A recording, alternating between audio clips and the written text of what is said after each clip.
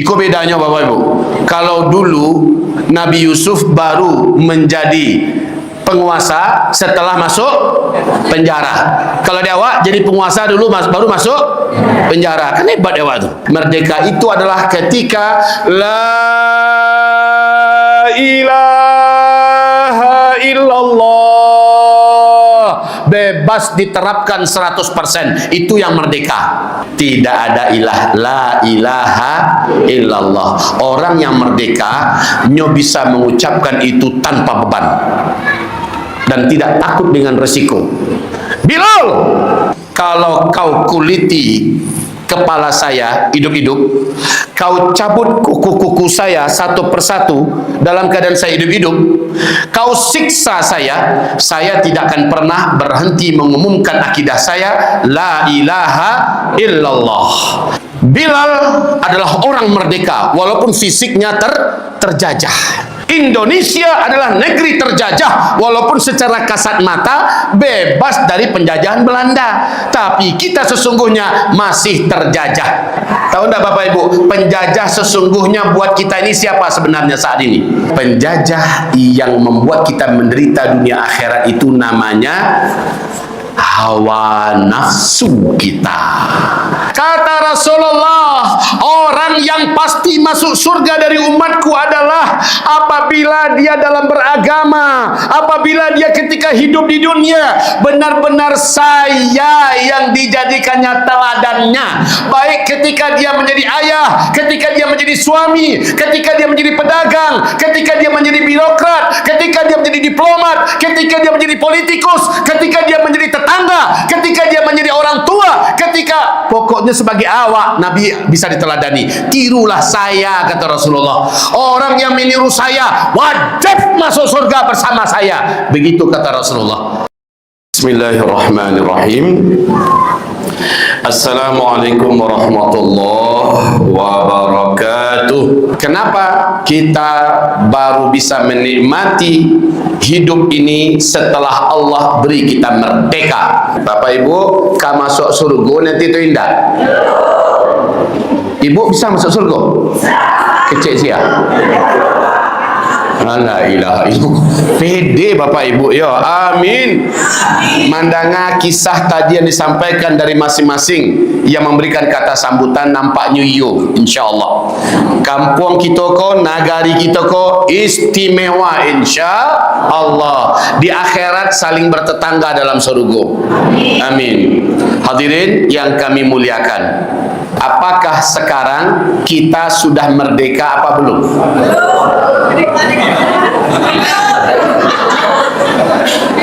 Bulang balik pertanyaannya, bulang balik. Awak kini adalah merdeka atau alun? Pak alun kecilnya tu apa kau peringati gini kau? Itu yang menjawab amak-amak tu Pak. Yang paling nyeblos kalau mengecek tu amak-amak. Yang paling jujur mengecek tu amak-amak. Betul Mak? Jadi alun merdeka leh. Berarti pengajian awak tidak usah judulnya memperingati hari kemerdekaan. Awak lu merdeka leh. Betul apa? Kini kita mengkaji hakikat merdeka. Tapi yang setuju je ibu tadi.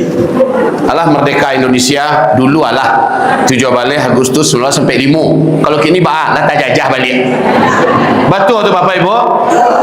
Tapi memang hadirin yang kami cintai, kita lihat pada saat ini kita sedang diselimuti oleh 3 fitnah akhir zaman. Dan fitnah ini saat ini menjajah umat manusia secara umum, wabil khusus orang Islam. Nabi berkata, di akhir zaman nanti kalian akan menemukan 3 fitnah yang membungkusi hidup kalian. Kalau ada yang bawa pena, membawa kerateh, tulis.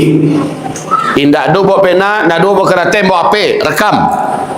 Indak lu membawa sama sekali, andalkan pendengaran.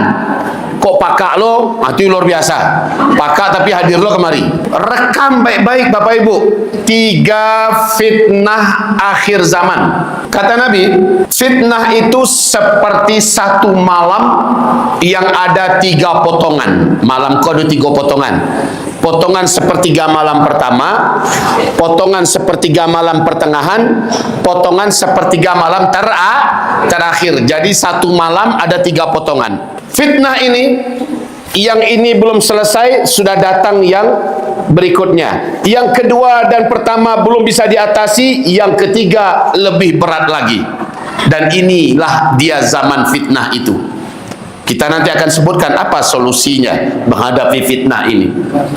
Fitnah yang pertama, kata Rasulullah, fitnah ahlas. Ulang balik ya. Fitnah ahlas. Apa itu fitnah ahlas? Umat ini terjungkang, terjatuh, terhempas. Lalu umat ini dijajah, ditindas di seluruh dunia. Umat ini dirampok harta kekayaannya, diinjak-injak kehormatannya. Umat ini di mana-mana saja berada dianaktirikan, tidak boleh merdeka menjalankan syariat Allah Subhanahu wa taala. Umat ini ditangkap, disiksa, dibunuh. Ini fitnah ahlas. Sejak kapan? 3 Maret 1924. Sejak runtuhnya khilafah Islamiyah Al-Utsmaniyah, runtuhnya kekuasaan Islam memimpin seluruh dunia, 3 Maret 1924 di Turki. Islam berkuasa di 3 fase. Fase pertama Nabi Muhammad yang pimpin 23 tahun. Fase kedua Khulafaur Rasyidin 30 tahun. Fase ketiga para khalifah yang menggunakan sistem kerajaan, lamanya 1227 tahun. Islam memimpin dunia. Tapi tanggal 3 Maret 1924 runtuhlah khilafah Islamiyah di Turki. Sejak itu kita ada di jurang kehinaan sampai hari ini. Awak di fase kampek kini Bapak Ibu. Ini fitnah ahlas. Jadi umat ini terhempas, tidak lagi berkuasa, mereka ditindas, dizolimi di mana-mana, dan yang paling nampak mana kini di Betul Bapak Ibu? Betul. Belum lagi kehinaan ini selesai. Ibarat malam, gua sepotong sepertiga malam pertama, datang potongan berikutnya, pertengahan, sepertiga malam pertengahan. Lebih baik lo daripada yang tadi lah. Apa itu kata Rasulullah? Fitnah sarra. Ikut fitnah yang kedua. Umat ini mengalami degradasi orientasi. Mereka lebih mencintai dunia, dan demi dunia mereka injak-injak agamanya. Hari ini Bapak Ibu, sejak 1928 sampai 1939, Islam yang sudah tidak lagi berkuasa di muka bumi, tagak surang-surang, kaum muslimin tidak lagi dipimpin oleh penguasa yang adil dan bijaksana. Kaum muslimin di Arab dikejutkan dengan ditemukan minyak bumi, lalu mereka menjadi kaya raya sampai kini, dan mereka setelah kaya raya lupa diri, lupa agama, bahkan agama nggak penting. Mereka akhirnya dibungkus oleh yang disebut dengan penyakit wahan. Lihat karena apa penyakit wahan? Hubbud dunya, karahiyatul, cinta dunia, takut mati, takut berjihad.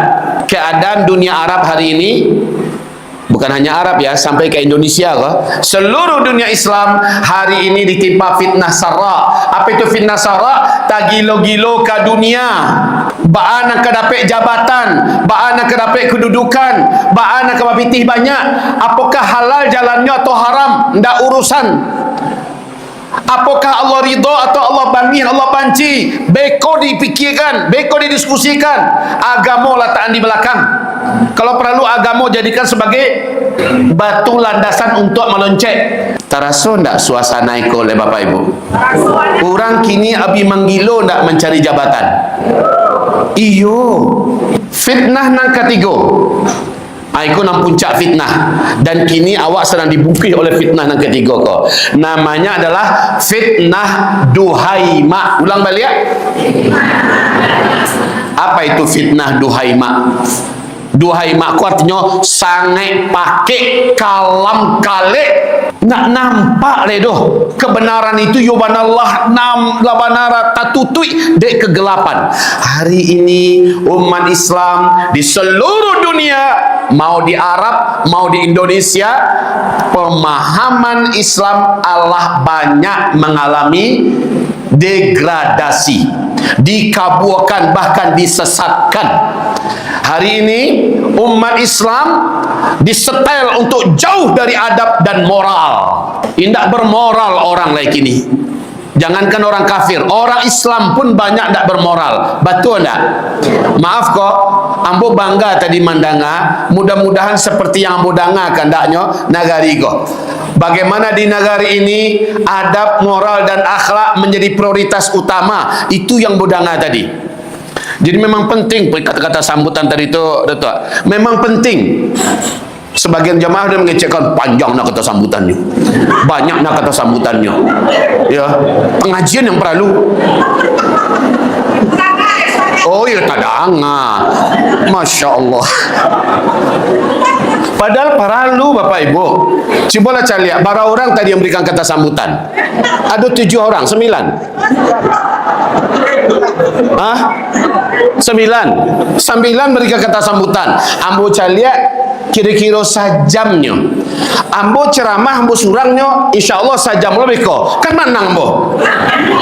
Jadi tidak usahlah disibukkan mana orang yang lama memberikan kata sambutan, dan itu penting. Banyak pengumuman-pengumuman penting, banyak hal motivasi, banyak hal yang mencerdaskan, mencerahkan, memotivasi dan sebagainya. Jadi kata sambutan macam itu boleh dimusaji paralu dan penting. Indah usah kena bangi pula orang tu.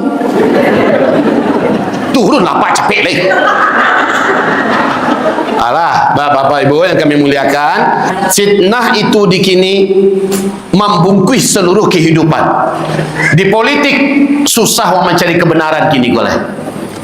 Di pendidikan, kama kau masukkan anak awak, maaf, nan dihasilkan bukan lagi anak-anak yang brilian, tapi anak-anak yang pandai goyang TikTok.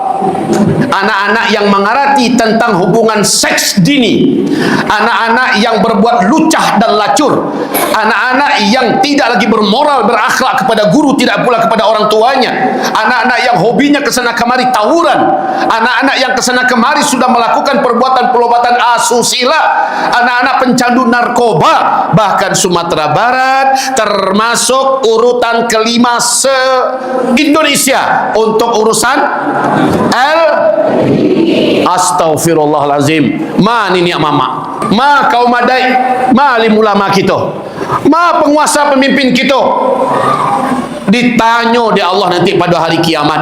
Ambo Bapak Ibu, waktu Pak Gamawan Fauzi masih gubernur Sumbar, lihat kana Pak Gamawan Fauzi, ambo berkunjung ke rumah dinasnya. Dan beliau undang kami sarapan pagi di rumahnya. Sempat kami menyampaikan ke beliau hadis Nabi, kata Rasul, siapapun yang diberi amanah oleh Allah untuk menjadi pemimpin, 10 orang saja, lalu pemimpinnya, lalu rakyat yang dipimpinnya itu berapa orang tadi? 10 orang saja, lalu rakyat yang dipimpinnya itu ada yang miskin kelaparan, ada yang membuka aurat, ada yang tidak sholat, ada yang berzina, yang harus bertanggung jawab di hadapan Allah pemimpinnya ini. Itu 10 baru tua. Bara orang se Sumatera Barat. Mungkin kini lah lebih 5 juta nak. Ala lebih 5 juta. 10 orang saja pemimpin ini yang bertanggung jawab. Kenapa rakyatmu muslimah tapi tidak pakai jilbab? Kenapa rakyatmu masih makan riba? Kenapa rakyatmu ada yang LGBT? Kenapa rakyatmu ada yang tidak sholat? Kenapa rakyatmu ada yang masih begini, masih begitu? Yang ditanya pemimpin dulu. 10 orang tuh, baa kalau sekian juta. Jadi Pak Wali Nagari, apa wali kita tadi? Hah? Pak Camat, Pak Camat ada dah. Bos sabut salah. Pak Bupati, Pak Wali Kota, Pak Menteri sia sajalah yang menjadi pemimpin kini ko harusnya lah menggeletek lututnya lah. Seperti menangis langsung Gamawan Fauzi Pak mandangah hadis tu mau bacakan. Menangisnya, nampak dah mau menggegeknya macik. Pilihan itu air matanya keluar, nyo pacik tangan kami kuat-kuat. Tolong kami ibu ya, tolong kami ustaz, dan tinggal nambo. Luar biasa Pak, kekhawatiran pemimpin nasibnya beko di akhirat. Ikut carilah pemimpin kini, Pak. Cirawi jadi pemimpin.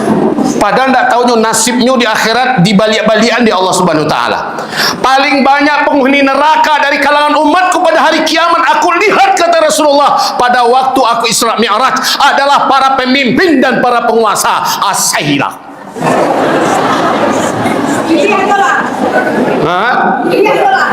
Nah, awak kita tu ditanya loh.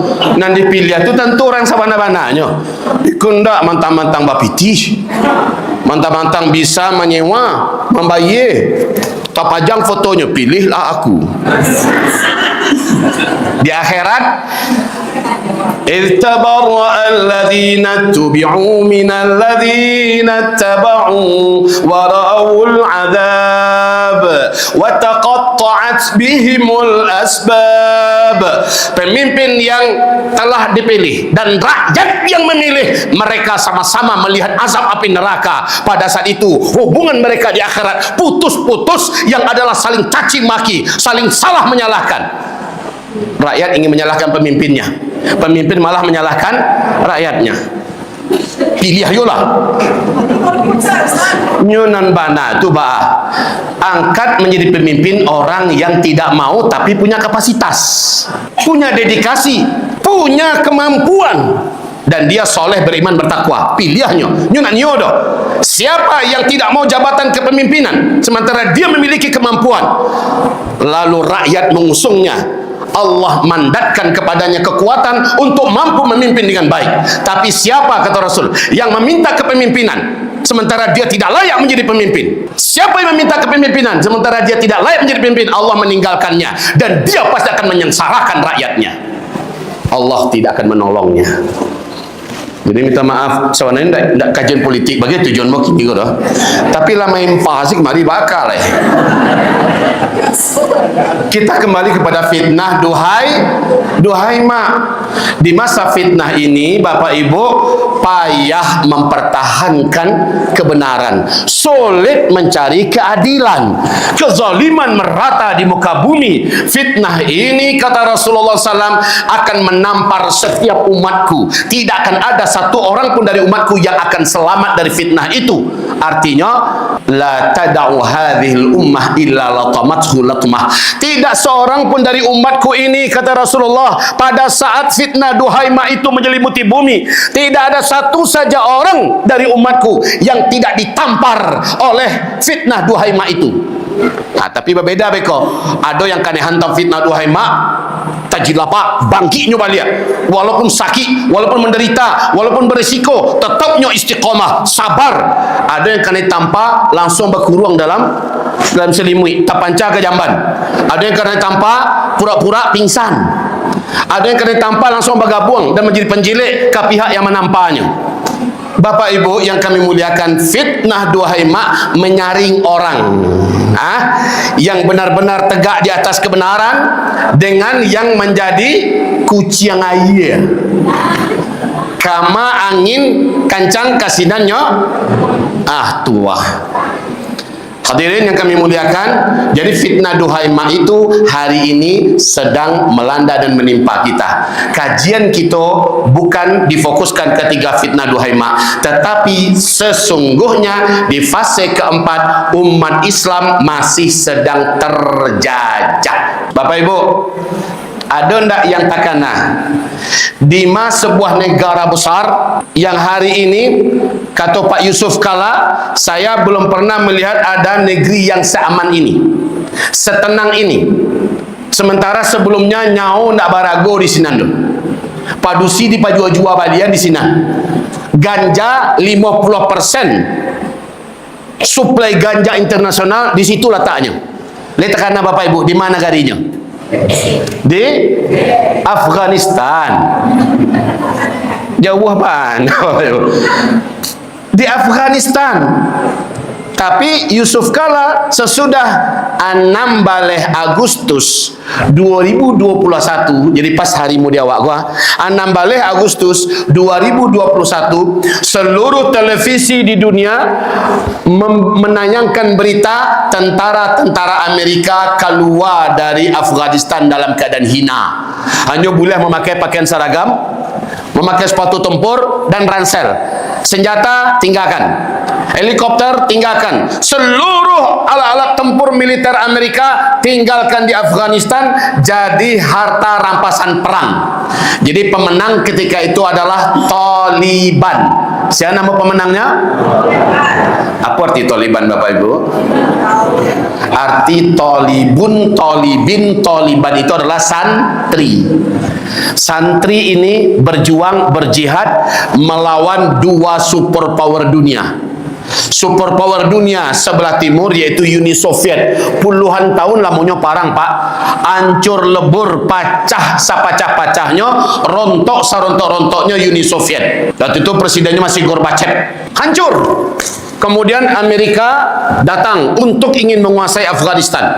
Amerika dengan 38 negara sekutunya, termasuk negara-negara NATO dari Eropa, diusung untuk keroyokan. Dikeroyok para santri yang baru saja memerdekakan negerinya. Dilawan, Pak. Bu, 25 tahun perang yang tidak berkesudahan. Akhirnya Amerika kalah. Akhirnya Eropa kalah. Dua superpower dunia tunduk dan takluk tanggal 16 Agustus seperti hari ini 2021. Semua kekuatan Eropa asing disuruh keluar. Dikasih waktu 2 minggu. Pas 31 Agustus 2021 Afghanistan selesai dari para penjajah. Barulah berkibar bendera Emirat Islamiyah Afghanistan sampai hari ini. Kemarin April 2025 Vladimir Putin, Presiden Rusia, orang yang pertama yang mengumumkan pengakuannya terhadap pemerintahan ini. Jadi satu-satunya negara hari ini yang benar-benar telah merdeka hanya Afghanistan. Kenapa? Bisa Bapak Ibu menjawab? Enggak. Karena di Afghanistan sudah bebas 100% bisa diterapkan syariat Islam. Satu-satunya negeri di dunia ini yang bisa menjalankan syariat Islam adalah Afghanistan. Dan tahu enggak Bapak Ibu apa yang terjadi di Afghanistan hari ini? Satu, tingkat keamanan di Afghanistan sampai ke titik di mana enggak terbayangkan. Jadi kawan-kawan kami, Pak, dari jamaah tabligh, kawan-kawan kita yang baru pulang dari Kandahar, baru pulang dari Kabul, baru pulang di beberapa kota di Afghanistan, pas sobok je kami di Bandung. Kata mereka, Buya, kami baru pulang dari Afghanistan. Tu bah, Buya, kini ama-ama jalan kaki seorang diri tengah malam, sementara nyu pakai ameh dengan kalung galang yang gadang di luar jilbab, kemudian aduh siko belek mode pelek beca dari ameh gadang, membawa tas isinya ratusan ribu dolar, aman Buya. Ndak Kanado nama gaduh je tu. Luar biasa. Ama-ama seorang diri jalan kaki tengah malam. Kau mamanya ada punya kerajo, tapi aman. Bapak Ibu, tahu enggak Bapak Ibu, orang di Sinan tuh punya senjata api seperti awak di Indonesia punya handphone. Tio orang Sinan punya senjata api, Pak. Sampai kini senjata api dijual di sana seperti di Indonesia menjual handphone. Peluru dijual bebas di Afghanistan seperti orang Indonesia sebebas menjual pulsa. Tapi enggak ada yang berani membunuh doh. Enggak ada yang berani merampok, enggak ada yang berani menjadi begal, enggak ada yang berani korupsi. Luar biasa Bapak Ibu. Di Indonesia, halo, Cio Sabanta tadanga dua maliang-maliang gadang mencogok di TV. Iko bedanya Bapak Ibu. Kalau dulu Nabi Yusuf baru menjadi penguasa setelah masuk penjara. Kalau dia awak jadi penguasa dulu baru masuk penjara. Kan hebat dia awak tu. Tapi di Afghanistan hari ini beda. tahun kedua, seluruh ladang ganja se-Afghanistan disulap menjadi pertanian, perkebunan, biji-bijian, buah-buahan. Tidak ada lagi sekarang tanam-tanaman ganja, ya, luar biasa. Semua tempat-tempat maksiat tutup, apalagi tempat pelacuran perjudian tutup. Keamanan sudah kembali, tempat-tempat maksiat sudah tutup, dan ibu-ibu emak-emak sudah bisa mensejajarkan posisinya dengan kaum laki-laki, bisa menjadi anggota dewan, bisa bekerja jadi wali kota, bisa berdagang, berbisnis, Masya Allah. Dan mereka aman, kehormatan mereka terjaga. Kok kondisi gini wah? Maka Bapak Ibu yang kami muliakan, di tahun kedua itu seluruh utang Afghanistan nol, utang luar negerinya nol. Takbir. Kenapa kita minta takbir? Mado negeri di dunia ko, negara di dunia ko yang bisa menolkan utangnya luar negara. Syariat Islam menjadikan negeri itu kembali bangkit. Baik Bapak Ibu yang kami muliakan, saya tidak dalam rangka mengajak ayo Indonesia menjalankan syariat Islam, boleh mengecekkan kalau kini mustahil, tapi setidaknya kita ambil perbandingan, ya. Yang merdeka itu sebenarnya mau di Afghanistan, Allah bebas orang menyembah Allah 100%. Hukum yang dipakai dalam negaranya adalah hukum Allah, sang penguasa bumi dan sabananya. Jadi Bapak Ibu, kemudian di tahun kedua Afghanistan sudah berhasil membuat mobil sporty standar Eropa buatan dalam negeri, dan itu harganya murah. Sporty standar Eropa buatan sendiri, dan itu di tahun kedua Afghanistan mengumumkan merdekanya. Luar biasa Bapak Ibu. Ada orang yang mengecekkan kita sudah mempersiapkan mobil SMK sudah 6.000 dipesan. Sekarang kecek baca tu mungkin pemesannya para jin kali Pak, ya, tidak tahu siapa yang memesan. 6.000 orang pesan gitu. Tidak ada nampak tu juduto gadangnya Bapak Ibu. Baik, kita kembali. Wahai hamba Allah, ko yang merdeka. Merdeka itu adalah ketika la ilaha illallah bebas diterapkan 100%. Itu yang merdeka. Apa arti la ilaha illallah? Tidak ada Tuhan selain Allah. Mengartikan yang benar adalah tidak ada ilah selain Allah. Tidak ada ilah, la ilaha illallah. Orang yang merdeka nyo bisa mengucapkan itu tanpa beban dan tidak takut dengan resiko. Bilal, katakan siapa ilahmu? Walaupun dia sudah disiksa, dihukum, dicambuk, babak belur fisiknya, Bilal dengan tenang mengatakan, ilahi huwallah, la ilaha illallah. Bilal, kalau kau masih mengatakan ada ilah selain daripada pemimpin-pemimpin yang ada di negeri ini, ada ilah selain daripada kami dan yang kami sembah nenek moyang-moyang kami, kau akan kami bunuh Bilal. Apa kata Bilal? Bos, kalau kau kuliti kepala saya hidup-hidup, kau cabut kuku-kuku saya satu persatu dalam keadaan saya hidup-hidup, kau siksa saya tidak akan pernah berhenti mengumumkan akidah saya, la ilaha illallah. Bilal adalah orang merdeka walaupun fisiknya terjajah. Indonesia adalah negeri terjajah walaupun secara kasat mata bebas dari penjajahan Belanda, tapi kita sesungguhnya masih terjajah. Wahai Bapak Ibu yang kami muliakan, setuju apa tidak?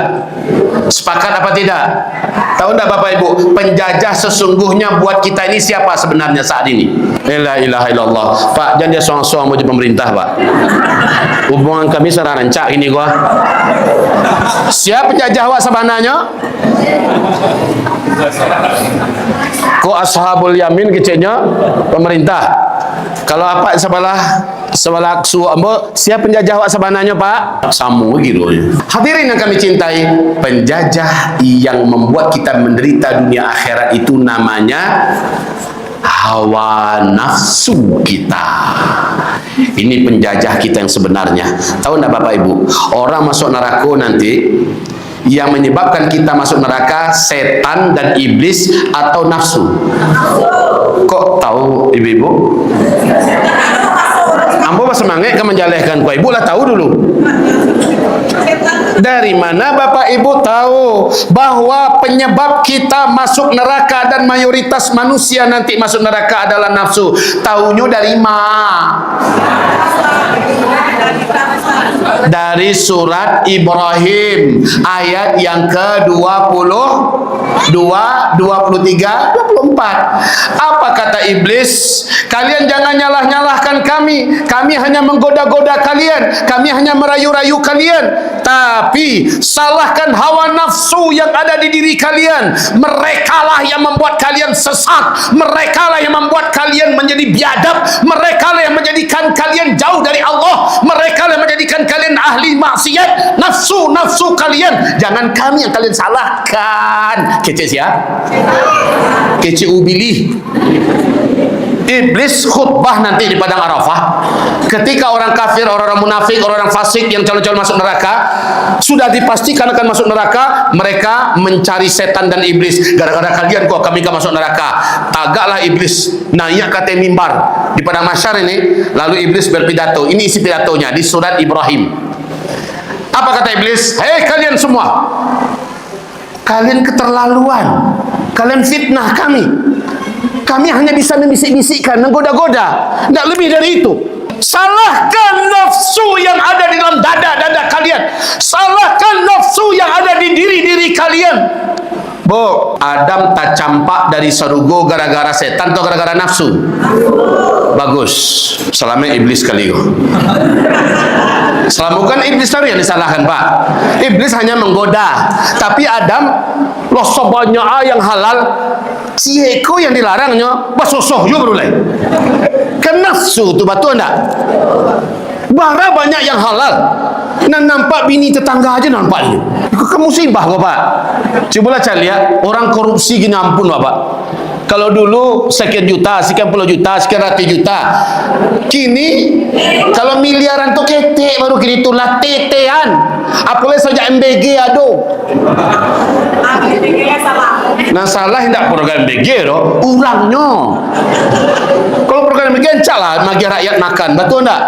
Tapi urangnya manggil sedonya. Kenapa? Karena dia punya nafsu. Oke, hamba-hamba Allah yang kami muliakan. Jadi nafsu, wahai Bapak Ibu yang kami muliakan, kita masih terjajah. Penjajahnya siapa? Nafsu. Bapak Ibu punya nafsu tidak? Bagaimana cara membebaskan diri dari nafsu kita? Nggak bisa. Malaikat nggak punya nafsu. Makanya malaikat tidak pernah berbuat salah. Allah berfirman tentang malaikat, la ya'sunallaha ma amarahum. Para malaikat itu tidak akan pernah berbuat dosa dan maksiat kepada Allah. Kenapa? Karena malaikat tidak punya nafsu. Lah manusia napasunyo yang paling di muka. Jadi pertama sekali nafsu itu diciptakan Bapak Ibu, memanglah mental pembangkang nafsu kok. Letakkan Bapak Ibu, ketika nafsu diciptakan. Letakkan Bapak Ibu. Ketika nafsu diciptakan, dan itu yang ada di badan awak kini, dan ditunjukkan di Allah bahas cara menaklukkannya. Laitakana Bapak Ibu bahas saat nafsu baru diciptakan oleh Allah. Halo Ibu, laitakana de Bapak Ibu bahas caranya napasu menghadapi Allah. Nafsu baru aja diciptakan, dipanggil oleh Allah. Nafsu, sini. Katakan siapa dirimu. Dan saya ini apa bagi kamu? Harusnya nafsu menjawab, Pak. Antallaha rabbi wa ana abduka wa khalquk. Harusnya kan itu. Engkau adalah Allah yang menciptakanku, yang memberikan aku kehidupan, sementara aku ini adalah makhluk ciptaanmu dan aku ini milikmu. Aku wajib menyembahmu. Harusnya kan itu jawaban nafsu. Tapi tahu tidak Bapak Ibu apa jawaban nafsu? Ana, anta. Den, wang. Itu jawaban nafsu. Allah sudah tahu ya. Allah sudah tahu nafsu akan menjawab begitu. Apa kata Allah? Malaikat, bawa dia ke neraka jahanam, simpan dia di sana selama 1000 tahun, kemudian kembalikan dia ke sini. Setelah 1000 tahun, nafsu berdiri lagi di hadapan Allah. Katakan siapa kamu dan siapa saya. Ajawab nafsu balik. Ana, anta. Dia keringkang ya Bapak Ibu. Mada. Terus masukkan dia ke dalam Zamharira. Zamharira adalah neraka yang maha dingin. 1000 tahun. Keluar nyoba lihat, tagak di hadapan Allah. Katakan nafsu, siapa kamu, siapa saya. Sekali lagi nafsu nak kapok-kapok. Jadi maaf Pak, orang-orang yang membuat dosa, membuat salah di luar, maaf ya Bapak Ibu, ditangkoknya, dimasukkan ke penjara, keluarnya akan jadi elok apa indah? Indah. Kenapa?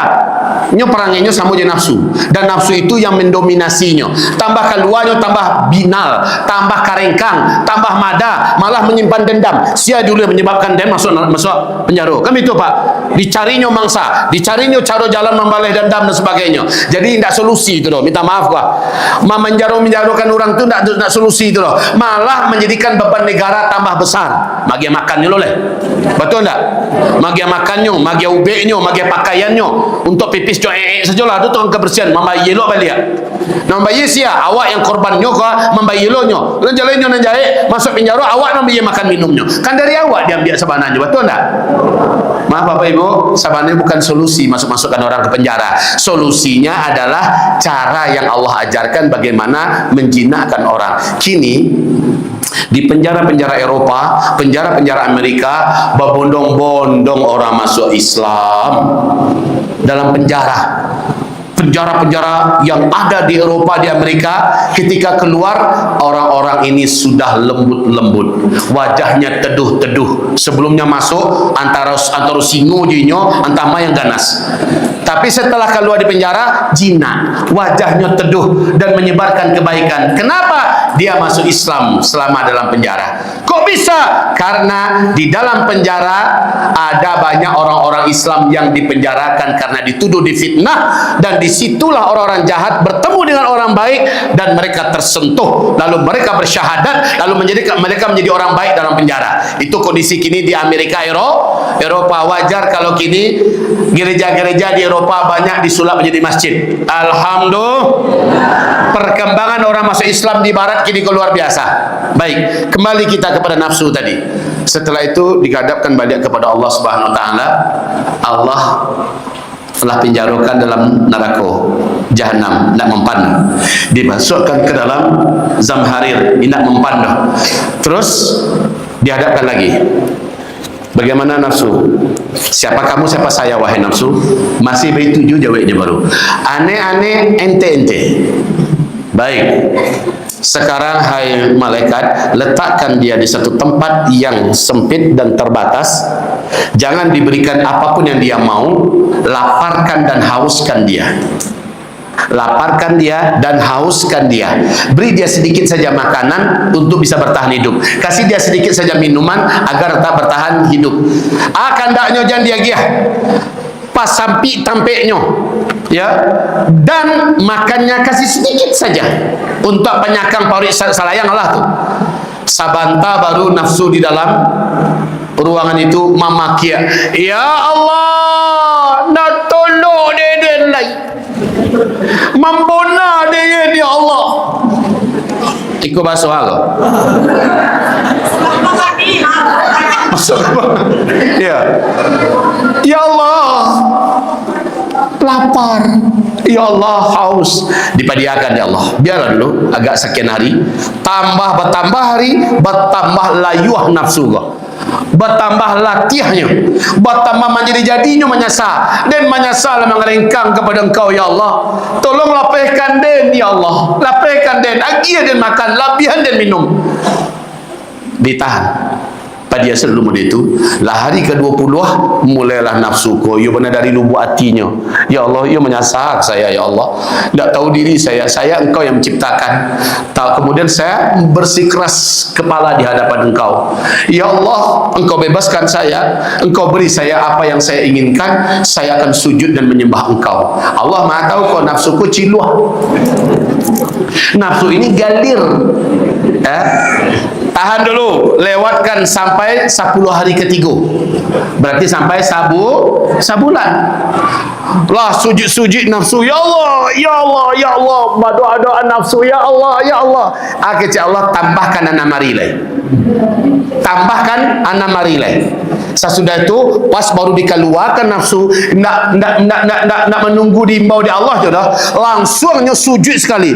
Allahumma anta rabbi wa khaliqi anta ilahi. Ya Allah, engkaulah penciptaku. Aku ini engkau yang menghidupi dan memberikan rezeki. Ya Allah, aku makhlukmu. Engkaulah yang kusembah. Aku pasti patuh kepada engkau, ya Allah. Itu kecek nafsu. Ternyata menjinakkan nafsu bukan dengan hukuman, bukan dengan siksaan, tapi dengan cara yang telah Allah tunjukkan. Baik, kita kembali ini kepada kisah nafsu. Orang dengan nafsu yang ada ini dijamin oleh Allah apabila dia punya nafsu yang mutmainnah, nafsunya yang akan membawanya menjadi ahli surga. Orang lalu bangun, saya harus tahajud, ini waktu yang paling baik bertemu dengan Allah, ini waktu yang paling baik berbicara dengan Allah, ini waktu yang paling baik bermunajat meminta kepada Allah. Sementara orang-orang yang nafsunya masih nafsu lawamah, nafsul ammarah bisu, lalu tu mana para lurinya. Apalagi sepertiga malam terakhir. Nah, barek dia tu.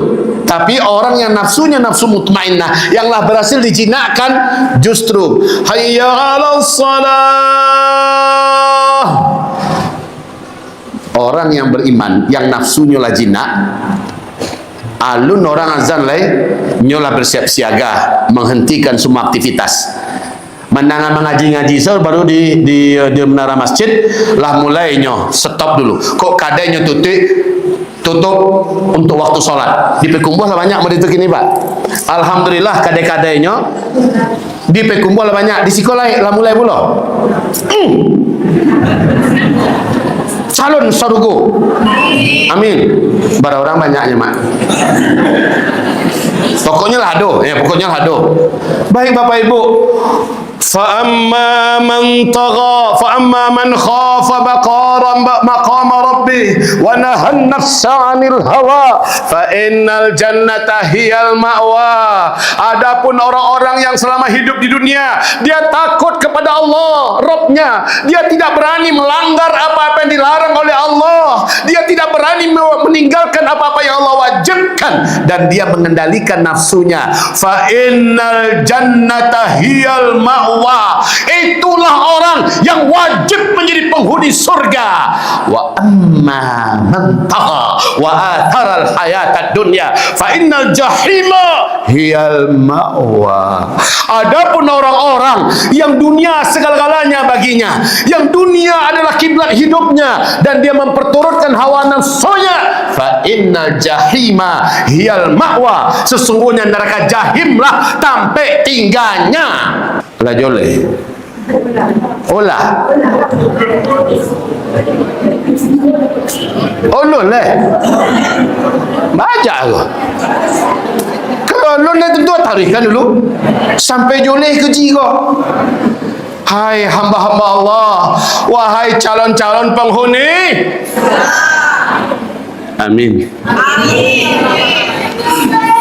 Tapi minta maaf deh, jangan tersinggung dah. Kata Nabi, kok kisah Nabi gua? Indah, boleh mengecek kau. Perbandingan umatku dari Nabi Muhammad diutus gua sampai hari kiamat, perbandingan umatku yang akan masuk ke dalam surga menjadi penghuni surga Allah dibandingkan umatku yang tidak akan masuk surga tapi mereka ditempatkan di dalam neraka adalah per setiap 100 orang 99-nya ke neraka, hanya satu yang masuk surga. Kata siapa? Kata siapa? Kata Ustaz Zulkifli. Jangan ibu salahkan pula boh. Jangan undang Ustaz Zulkifli itu lah. Batu babayu hadisnya kane-kane waktu ni. Indah dah boh. Kau kata Rasulullah. Mudah-mudahan satu dari syarat itu orang-orangnya berkumpul sih kau. Syaratnya apa? Kata Rasulullah sallallahu alaihi wasallam. Kata Rasulullah, orang yang pasti masuk surga dari umatku adalah apabila dia dalam beragama, apabila dia ketika hidup di dunia benar-benar saya yang dijadikannya teladannya, baik ketika dia menjadi ayah, ketika dia menjadi suami, ketika dia menjadi pedagang, ketika dia menjadi birokrat, ketika dia menjadi diplomat, ketika dia menjadi politikus, ketika dia menjadi tetangga, ketika dia menjadi orang tua, ketika pokoknya sebagai awak Nabi bisa diteladani. Tirulah saya, kata Rasulullah. Orang yang meniru saya wajib masuk surga bersama saya. Begitu kata Rasulullah. Tapi Islam keceknya di bibirnya, Islam keceknya di muncungnya, di lidahnya, tapi cara hidupnya tidak Rasulullah yang ditirunya doh. Maaf, 1000 maaf, Nabi tidak mengakui awak umai nyodoh. Ingin masuk surga 100% tiru Nabi. Buya Ustaz, Kiai, Syekh, itu kan Nabi Muhammad. Ba'alo kau tirunya Nabi. Baik kalau begitu. Siapakah orang yang pernah berhasil meniru Nabi? Mereka adalah para sahabat. Sahabat itu orang biasa tuh Bapak Ibu. Bahkan kebanyakan mereka tidak pernah sekolah. Mayoritas mereka tidak pandai tulis baca. Wahai Bapak Ibu yang kami muliakan, jumlah mereka 124.000. Berapa jumlahnya? Seluruh mereka di surat At-Taubah ayat 100 Allah umumkan seluruh sahabat Nabi masuk surga tertinggi. Berarti kita disuruh oleh Allah di surat At-Taubah ayat 100 untuk meniru para sahabat. Jadi kalau Nabi secara langsung tak tiru dia awak dah kecil awak buka surat Taubah ayat 100. Ternyata Allah perintahkan kita tirulah sahabat. Siapa yang meniru para sahabat, sungguh dia sudah meniru Rasulullah sallallahu alaihi wasallam karena ada ayatnya. Bapak Ibu yang kami muliakan, para sahabat itu punya nafsu enggak? Punya keinginan pastinya, tapi nyo kendalikan nafsunya ka, ma yang lai halal itu saja yang ditampuhnya, ma yang haram tak boleh nyo tahan nafsunya. Akhirnya sukses para sahabat bisa bersama dengan Rasulullah di surga tertinggi. Amin. Wahai Bapak Ibu yang kami muliakan, masih merdekakah kita sebenarnya? Tidak, sampai kita yang mengendalikan nafsu kita. Maaf sekali lagi, berita demi berita yang kita dengar di TV itu adalah orang-orang para pelakunya, orang-orang yang terjajah oleh nafsunya. Carilah perangainya, menjijikkan. Betul? Cerita demi cerita, berita demi berita, jijik wak mendengarnya. Dan mereka adalah bukti orang-orang yang terjajah oleh nafsunya. Sementara orang-orang baik, orang-orang soleh jarang diekspos zaman kini. Yang diekspos selalu orang-orang yang tak baik. Dan itu bukti kita sebenarnya belum merdeka. Wahai Bapak Ibu, merdekakanlah diri Bapak Ibu dengan cara kuasai nafsunya. Kemudian jadilah Bapak Ibu pemilik nafsu. Punyalah nafsu mutmainnah. Jangan lagi punya nafsul ammarah bisu'. Billahi taufiq wal hidayah. Basobok kita bila-bila masuk balik ya. Indak bersobok di dunia, di pintu surga kita bersobok nanti. Amin ya rabbal alamin. Assalamualaikum warahmatullahi wabarakatuh.